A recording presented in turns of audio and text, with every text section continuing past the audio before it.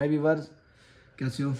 तो आज एक और नई वीडियो के साथ एक भाई का क्वेश्चन था, जो एफसीयू है हमारा, वो चिल वाटर में कैसे काम करता है। ठीक है, तो वो मतलब वाटर में कैसे कूल करता है, रूम को कैसे ठंडा करता है, उसका क्या प्रोसीजर रहता है और उसमें कौन सा इक्विपमेंट लगे रहता है।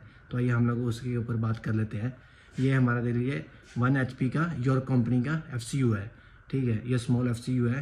तो उसके साथ एफसीयू के साथ जो है ना, हमारा वो सामने डीडीसी पैनल है। ठीक है, इसको डीडीसी पैनल बोलते हैं। यहाँ से मेन सप्लाई इन होता है और वहाँ से आउटलेट इस मोटर में आता है। ठीक है, और थर्मोसेट में हमारा वो सप्लाई जाता है। ठीक है, तो उसके बाद ये एफसीयू का ड्रेन है, वो जो ब्लैक वाला पाइप देख रहे हैं, ये एफसीयू का ड्रेन लाइन है। जो पानी वेस्ट होता है, ठीक है, ट्रे में, तो वो सारा पानी वो ड्रेन की मदद से बाहर चला जाता है, वेस्ट हो जाता है। ठीक है, तो और उसके बाद इसमें क्या क्या रहता है, इसमें बेसिकली ज़्यादा कुछ नहीं रहता है। इसमें एक मोटर रहता है, ब्लोअर मोटर उसको बोलते हैं।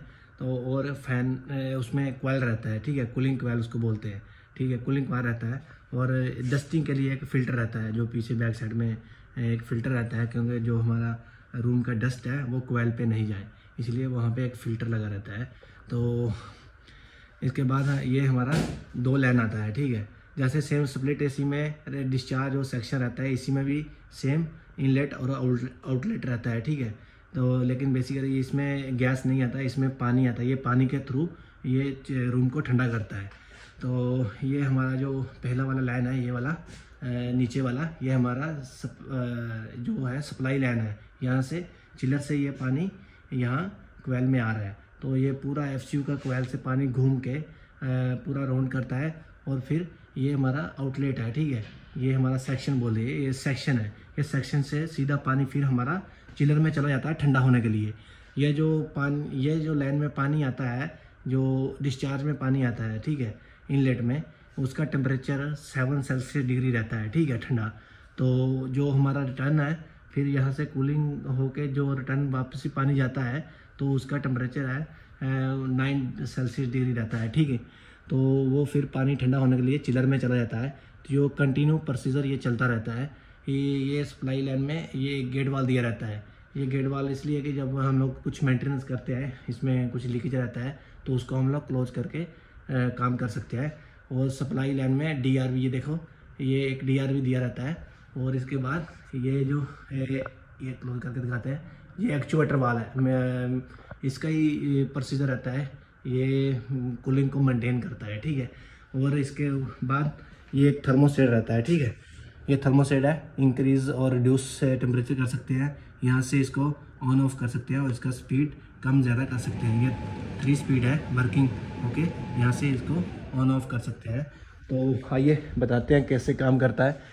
देख लीजिए, हम मान लीजिए कि आपका जो रूम का टेम्परेचर है वो आप लोग सेट किया हुआ है 23 डिग्री, ठीक है, सेल्सियस, 23 सेट पॉइंट सेट किया हुआ है।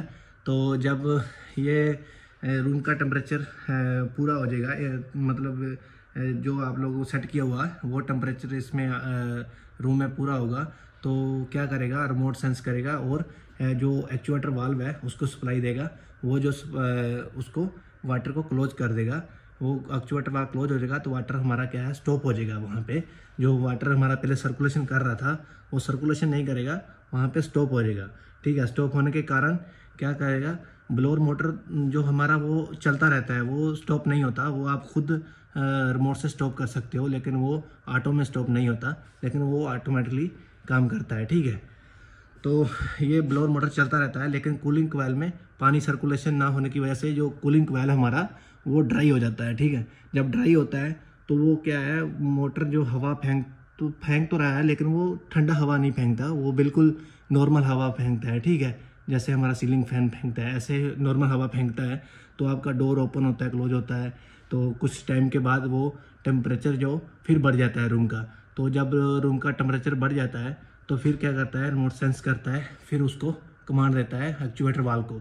जो एक्चुएटर वाल्व को कमांड देगा तो फिर क्या होगा, हमारा वो जो सप्लाई उधर पानी स्टॉप हुआ है, ठीक है, वो फिर हमारा कोयल में सर्कुलेशन होना शुरू हो जाएगा। ठीक है, तो ये इसी तरीके से ये काम प्रोसीजर चलता रहता है, ठीक है।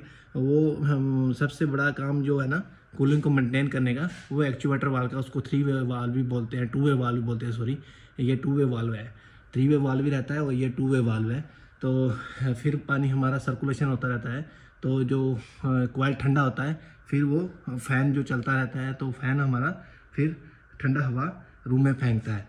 तो इसीलिए इसी तरीके से ये दोस्त लोग ये काम करता है। तो ये बेसिकली ये प्रोसीजर कंटिन्यू ये चलता रहता है। तो आई होप कि आपको कुछ बेटर आइडिया इसमें वीडियो में देखने को मिला होगा। तो थैंक यू सो मच।